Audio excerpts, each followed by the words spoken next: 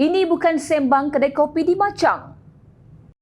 Perdana Menteri Datuk Seri Anwar Ibrahim dalam sesi soal jawab di Dewan Rakyat semalam mendedahkan Amerika Syarikat telah 3 kali menekan Malaysia untuk menimbang semula pendirian terhadap Hamas sebagai pengganas. Katanya Jabatan Negara Amerika Syarikat telah memanggil Duta Besar Malaysia ke Washington untuk bertanya kedudukan kita dalam konflik Palestin dan Israel, terutama berkaitan dengan kekejaman Israel di Gaza.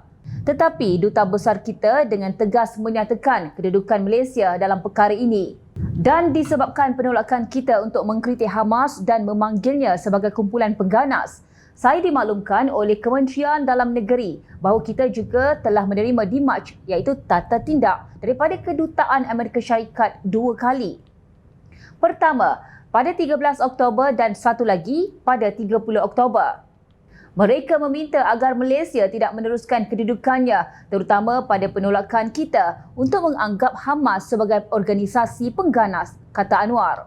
Sebagai respon, Ahli Parlimen Machang Wan Ahmad Faizal Wan Ahmad Kamal berkata, dimarch daripada pihak Amerika Syarikat terhadap Malaysia bukan bermaksud ugutan. Sebaliknya, kata Wan Ahmad Faizal, ia istilah teknikal yang merujuk kepada pendirian rasmi kerajaan yang dalam kes ini berkaitan isu Palestin.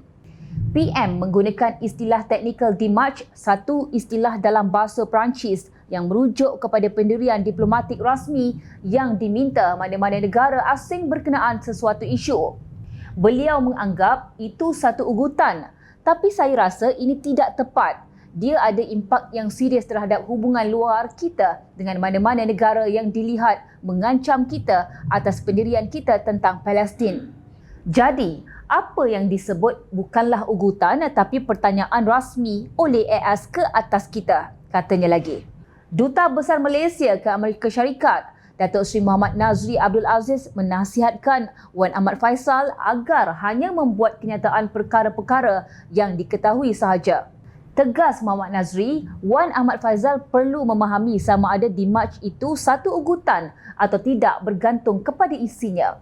Jika tata tindak itu bersifat umum, bolehlah dia nak kata bahawa ia bukan satu ugutan. Tetapi yang bercakap dengan pihak Jabatan Negara Amerika Syarikat itu saya, maka saya lebih memahami isi kandungannya. Saya nak bagi tahu dia bahawa apa yang disebut oleh Perdana Menteri di Dewan Rakyat itu benar belaka.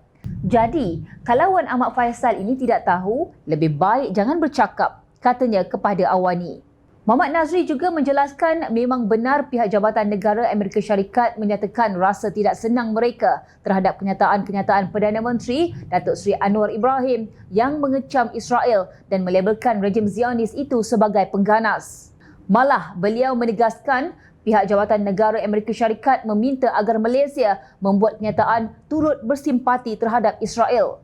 Saya tegaskan kepada Wakil Jabatan Negara Amerika Syarikat bahawa tidak mungkin sama sekali Malaysia akan bersimpati kepada Israel. Dan saya nyatakan bahawa Malaysia tidak akan tunduk terhadap sebarang tekanan semata-mata kerana menyokong perjuangan Palestin.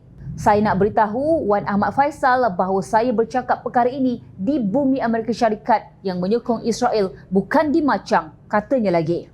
Kepada Wan Ahmad Faizal, ini bukan satu perkara yang boleh dianggap remeh, bukan perkara yang boleh dibuat sembang di kedai kopi di Machang. Ia juga bukan isu main-main dan sekadar nak bercakap untuk dapat sokongan semata-mata, malah lebih kepada memperlekeh PMX dan pendirian negara. Sebagai rakyat Malaysia, kita boleh berbeza pandangan, tetapi dalam isu ini, sepatutnya kita umat Islam di Malaysia menunjukkan bahawa kita bersatu padu mempertahankan Palestin dan Al-Aqsa. Takkanlah semua benda hendak dipolitikkan dan dipersendakan oleh pihak sebelah sana. Seolah-olah tidak pernah ada yang serius dalam tadbir urus negara bagi pembangkang. Semua benda hendak dipandang remeh. Patutlah 33 bulan negara tunggang langgang.